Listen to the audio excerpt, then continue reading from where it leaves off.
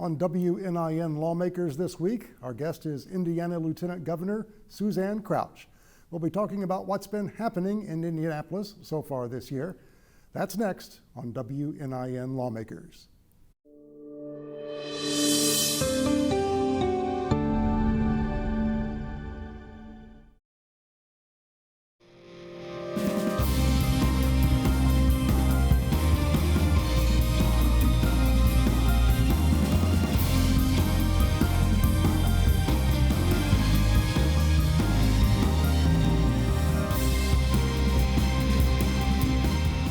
Welcome. I'm John Gibson, Morning Edition host for WNIN FM. Today our guest is Lieutenant Governor Suzanne Crouch. Before we begin our conversation with the Lieutenant Governor, let's take a quick look at an update from Indianapolis. Indiana Public Broadcasting's Brandon Smith reports on the week at the State House. A House committee unanimously approved legislation this week that makes several police reforms, supported by law enforcement agencies and groups that include the Indiana Black Legislative Caucus, the NAACP, and the Indiana Black Expo. Among the changes, banning chokeholds unless deadly force is warranted, requiring de-escalation training, and making it easier for the state to decertify police who commit misconduct, essentially preventing them from remaining employed. Governor Eric Holcomb's proposed budget would spend more than $1 billion over the next 2 years to largely pay down state debt, and almost none of that money would be direct relief for Hoosiers struggling during the pandemic. Holcomb's budget also increases K-12 education funding by $377 million over the next biennium. And legislation on the move in both chambers would ensure K-12 schools get 100% of the state funding they were expecting this year, regardless of whether students were learning in person or virtually. For Indiana Public Broadcasting, I'm Brandon Smith at the State House. Thank you for joining us today, Lieutenant Governor. We certainly appreciate it. And last time you were here, back in March. Was it that long ago? Yeah, it's been about 10 months, yes, and that was just the beginning of the COVID. We were just learning about it, essentially. Yeah. As I recall, we were sitting 6 feet apart, as we are now. Right. Unlike then, today we are carrying masks with us as well. But yes, so things have certainly developed since then. Let's start with the COVID-19 pandemic and the state's response to it. As we speak, just 19 Indiana counties are not in the red status with regards to the coronavirus statistics. So at this point, how do you feel Indiana has been doing in the response to COVID-19? You know, I think that is certainly an improvement over what we saw before Christmas, when I think just about every county was in the red. So, you know, I think we can attribute that to Hoosiers, you know, embracing what we need to do to stay safe. I think we also can start to see the trend move in that direction because the vaccine has finally arrived. And we have already seen our healthcare workers and frontline workers get the vaccine, and now it is starting to be distributed to elderly Hoosiers. 80 plus have received the vaccine already, and now we've moved to the 70 plus category. And you know, John, the reason for that, 70 and above Hoosiers represent 12% of our population, yet that age group represents 43% of the hospitalizations and 78% of the deaths. Right. So if we can get our elderly Hoosiers vaccinated first, we're going to save lives. And I think that has provided a lot of comfort to those that have elderly parents and grandparents, elderly friends, being able to see them, those who are most vulnerable, get some protection against this devastating COVID-19. Right. Well, I'd certainly like to talk more about the vaccine rollouts, but first let's talk a little bit more about the situation. Group gatherings are restricted, but do you believe that occupancy restrictions, say in restaurants or other venues, would that help reduce community spread? Do you think there should be some tougher restrictions in places like that? Well, you know, we have put in place the measures that we believe will keep Hoosiers safe. And still keep our economy open and try to allow our small businesses and entrepreneurs to be able to survive during this very difficult time. You know, as you know, John, 75% of all jobs created in Indiana come from small businesses, and they are the backbone of our economy. So we put in place the measures to keep Hoosiers safe at those establishments, but also visiting those establishments. And we feel that we're in a good place, but we continue to monitor those numbers every single day. And as you know, Governor Holcomb, in his weekly briefings, many times makes adjustments to the plan. So it'll be something we'll be monitoring moving forward, but the fact that I think almost all counties were in the red, maybe one exception, one before Christmas, and now we have 19 that aren't, we're moving in the right direction. I'm guessing some of this comes down to a balance of personal freedoms and responsible community living, you might say. There was an incident this past week at the State House where a lot of folks who came in took off their masks, and that caused a little concern. What is the situation at the State House? Should everybody be required to wear a mask, including the legislators? Well, I think, at least from my observation, in the Senate, and I'm president of the Senate. Right. Although I was a House member for 8 years, Yes, I'm indeed. now president of the Senate. And by the way, John, it's so gratifying to finally be in charge of the senators. Yeah, I would bet. But my observation from the Senate, all senators are wearing masks. And so in that body and in that chamber, they're taking the precautions to keep themselves and others safe. And any visitors that I have seen in the State House, any lobbyists that I have seen in the State House have all been masked up. And let me also share with you that in a typical session, the State House is full of people and it is bustling. Right. That isn't the case now. The halls are empty. You know, people are taking the steps and measures to really protect themselves, but to protect the legislators that are currently in session. Mm-hmm. Well, let's talk a little bit about the vaccine. That is obviously an encouraging development, a ways to go, of course, but the vaccines are being rolled out. Where do we stand right now with the rollout here in Indiana, and are we getting enough doses to vaccinate people as quickly as possible? Well, we're getting the doses that are allocated to the state of Indiana. Would we like more? Yes. You know, would we like them sooner? Yes. Do we have the means to distribute? Yes. We do have the infrastructure in place. Hoosiers that are wanting to make an appointment that are qualified can go to rshot.in.gov or call 211 to make an appointment, and they're doing that. By the end of January, it is our hope and goal to have right under 500,000 Hoosiers vaccinated based upon the doses that we're going to have available to us. So, but we also encourage, because as other pharmaceutical companies are getting their vaccines approved and starting to roll those out, we believe that as we progress in the future, we're going to get more and more vaccines. But we've got a good infrastructure in place to distribute them.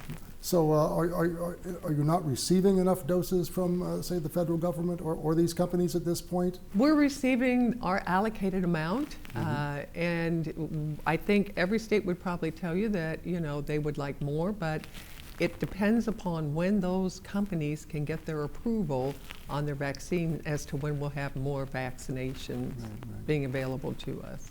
Well, you mentioned earlier about the vaccine rollout, and it's an age rollout that we've been doing.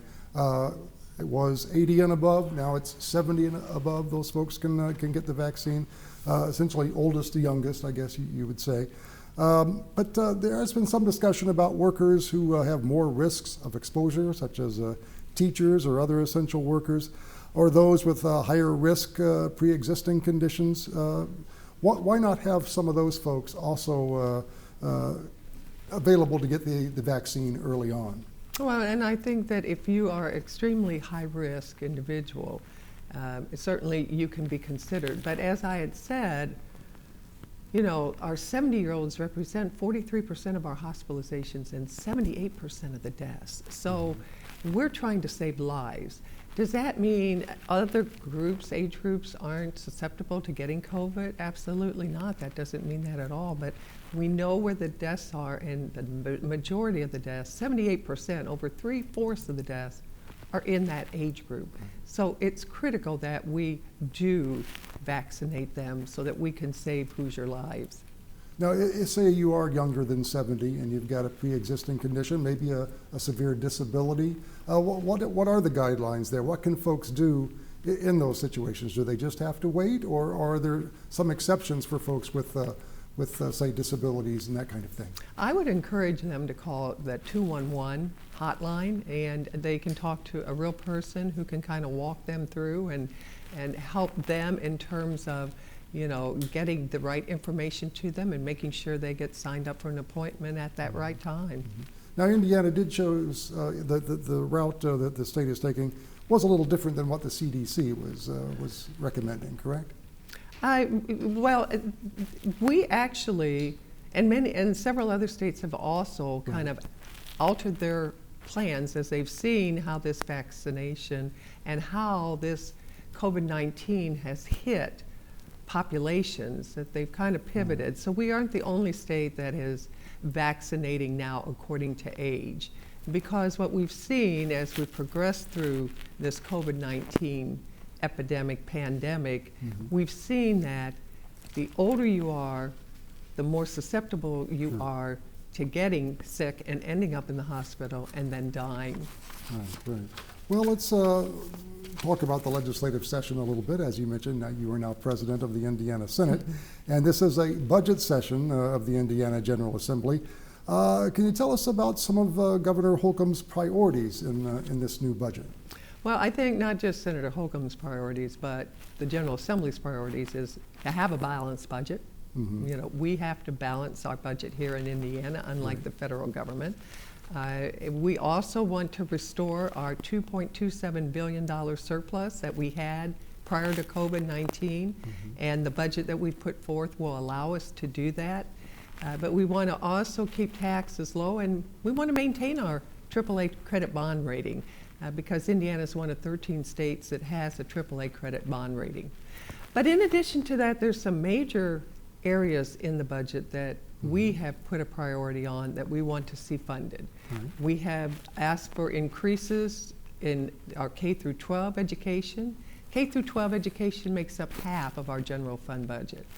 Higher education, which makes up another 12% of our budget, we have asked to restore higher education cuts and have an increase in higher education. And then Medicaid, which represents 16% of our general fund, you know, expenditures, we also are fully funding that. But in addition to that, this budget attempts to do a couple of other things, John, because our revenues were so adversely hit during COVID-19. The governor immediately asked all agencies to cut their budgets by 15%, which we did.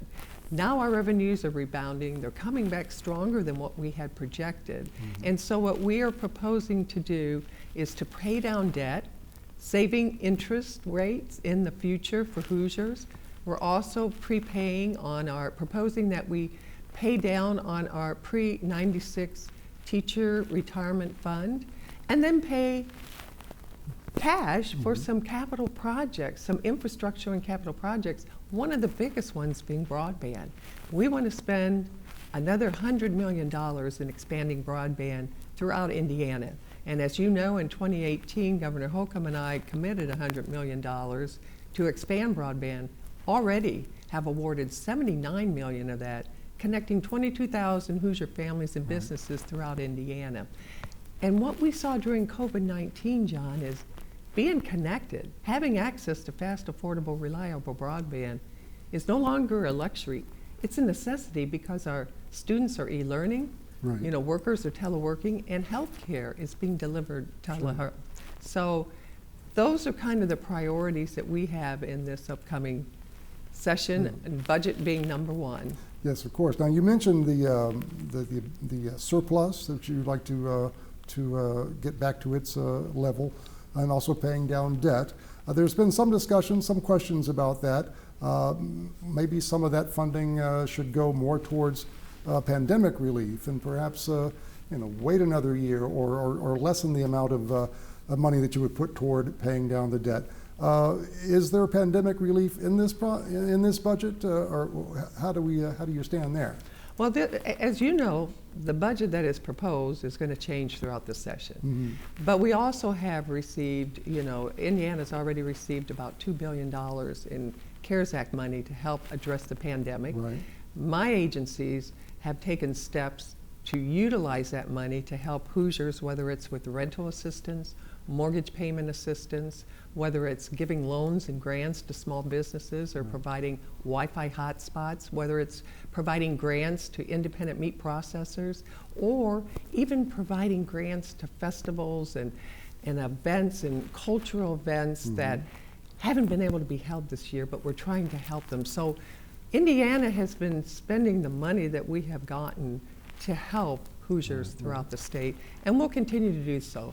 And that will be a point of discussion as we continue through this budget process. Right. So as you say, you're getting the federal money. I guess the question is, should some state money go towards those efforts as well? Well, and I think when we expand broadband in Indiana, we are absolutely helping Hoosiers not just recover and deal with COVID, whether it's through e-learning or telehealth, but also allowing our businesses and our small entrepreneurs in our more rural areas to be able to have access to grow and to thrive their businesses and their economies. So, it's a combination, and it's also a balance. But we will be working, expecting probably more money from the federal government. Mm-hmm. And then, of course, we'll continue to do the work that we do to ensure that Hoosiers are able to come out of this period not just surviving, but thriving. And you know what, John, what is so interesting?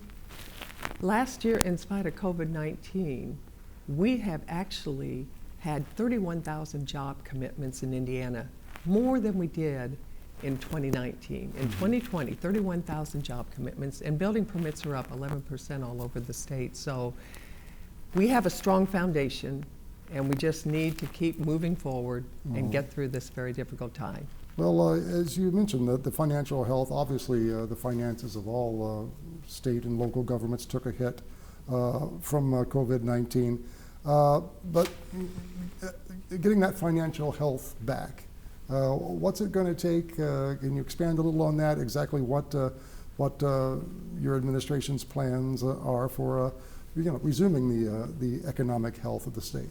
Well, as I said, in spite of COVID, we've really kind of come through very strongly, and we continue to see our economy grow. One of the things that we also are proposing in this budget is grants and credits to our manufacturing businesses, tax credits to our manufacturing businesses. As you know, Indiana leads the country in advanced manufacturing.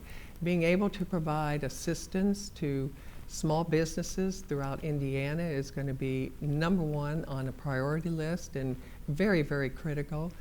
So we are in a good, solid position right now because of the last 16 years of fiscal conservative leadership in Indiana.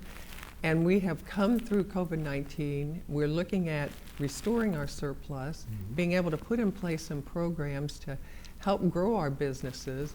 And then one of the things that I myself want to focus on, John, moving forward in the future is mental health. What keeps me up at night is those Hoosiers that have struggled through this period of time, either because of mental health challenges, addiction, victims of abuse, or suicidal. And so being able to help them move forward is extremely critical and an area that I very much will be involved in. Right, well, we'll certainly keep an eye on that. Well, 2020, among everything else, was also a census year, and you chaired the Indiana Census Committee. We've heard a lot about it. It's been trying to conduct a census during a pandemic has got to be a struggle. How did the census effort go here in Indiana, and what are the next steps in the redistricting process? Well, we did get our census completed, and it varied from state to state, but Indiana was very good in our response rate. What we are waiting on now, and as you mentioned, it being a census year last year, now we have to redistrict. And so what we're waiting on is the certified numbers from the federal government so that we can then redraw our Senate and House and congressional districts so that every Hoosier is represented equally and every district has an equal amount of Hoosiers. We believe that our population and projections out there have been that our population in Indiana has grown. You know, one of the numbers I saw is we've grown by about 30,000-40,000. And those are people that are leaving Michigan, leaving Illinois, leaving our surrounding states and coming to Indiana because of the opportunities, the cost of living, and it's a great place to grow a business. And so we continue to kind of wait on the federal government. The two things we have to do this year, John, the General Assembly has to do. They have to pass a budget by July 1. Right. And we have to redistrict. And so in a normal budget year, we would be finished by the end of April. If we don't have those numbers back, we're going to have to come back later in the year. So yes, so we'll see if those numbers, do you feel those numbers are going to make it? Are you getting any indication on that? We haven't gotten any indication. Yeah. Well, speaking of redistricting, there's been a lot of discussion about trying to make it a more nonpartisan effort, maybe having a nonpartisan commission do it. What are your thoughts on that? And you know, is there a way to make it more fair? Do you know, I know it's in discussion in the General Assembly. It seems like it's in discussion every single session. And so we'll just follow that discussion. That is really kind of the decision of the legislators to decide how they want to proceed with that. So we'll just have to stay tuned, John. Yes, indeed. You mentioned the importance of broadband and how kids and adults really need that access in the rural areas. And of course, now we've had so much schooling from home, folks having to do it online. What are the next steps in that effort? Well, as I shared with you, we've already awarded $79 million out of the original $100 million to providers throughout Indiana. We're looking this session to be able to raise the speed to 25.3 from 10.1 so that more Hoosiers will have access to high quality internet. And then we're asking that $100 million, or we're proposing that $100 million be allocated to broadband again. Our federal partners have also seen and put a priority on broadband. And in December of 2020, Indiana was awarded $169 million in grants over the next 6 years that are projected to connect another 153,000 Hoosiers throughout Indiana. So we will be working closely with our federal partners, looking at where they're spending the money to connect Hoosiers, and then how we can overlay on that and use our funds to continue to grow that population. And we'll do that until every Hoosier to the last mile is connected. Any idea on how long it will take to get everyone connected? Depends on how much money we get and how quickly. Right. Yes, indeed. All right. Well, an effect of the COVID pandemic, perhaps certainly a good thing for Central Indiana, I would think. Indianapolis has been chosen to host the NCAA Men's Basketball Championships. Most of it in Indy, a few games in Bloomington and some in Lafayette. It will bring in money. What is the impact of that, and how do you conduct such a thing safely during this pandemic? Well, the crowd will be limited. You know, every school that will be participating will be limited in the amount of people that can actually be there. So people will be socially distanced. Everything will be set up where people will be safe. The economic impact won't be as great this year as it would be in a normal year when crowds could come and we could fill up the arena and fill up the hotels. But the opportunity that it's providing us as a state is the opportunity to highlight what Indiana has to offer, to show them our Hoosier hospitality, to be able to allow them to be in downtown Indianapolis, where anyone who ever comes and stays in downtown Indianapolis will talk about the walkability of it. and how easy it is to maneuver around there. And then in the other communities where we'll be in, they also will have, where Division 1 and 2 will be played, they also will have that opportunity to showcase their communities and to showcase Indiana and sell people on Indiana. So that is where the real economic benefit comes to us, is that long-term economic benefit that results from us showcasing and highlighting Indiana to people from outside our state. An opportunity to essentially shine a light on Indiana and promote the state. Absolutely. Well, we have just a minute or two left. What are some of the other initiatives that you and the governor are looking forward to promoting as we hopefully emerge from this crisis? Absolutely. You know, one of the initiatives that I have undertaken is we have what we call an InVets initiative. There are some 200,000 men and women who transition out of the military every year. And we have set up a platform where employers can sign on, and then we market and recruit those men and women who are leaving the military and attract them to Indiana and match them up with employers and bring them here to integrate them into our community. And so we have just undertaken where we are now allowing our fire departments, law enforcement departments to be employers, so that they too can recruit people from the military to come and start that second career here in their establishments. So that is one of the initiatives we're working on, where we're pretty excited about that, but also work on and chair the Intellectual and Developmental Disability Task Force. There are 100,000 Hoosiers with an intellectual and developmental disability, and those are Hoosiers with autism, cerebral palsy, and Down syndrome. So we work to ensure that they have a safe, accessible, and affordable environment, because our friends with disabilities are just friends with different abilities, and they have the same hope, dreams, and desires as each and every one of us. They want to have a job and love and be loved and be successful in life, and that's what we work to do for them. All right. Well, thank you again for joining us this week, Lieutenant Governor Crouch. Of course. Hopefully we'll get together again soon, and perhaps by then the COVID pandemic will be behind us, we hope. And we want to thank again our guests. I am John Gibson from WNIN FM, and we hope you will join us next week for another edition of WNIN Lawmakers.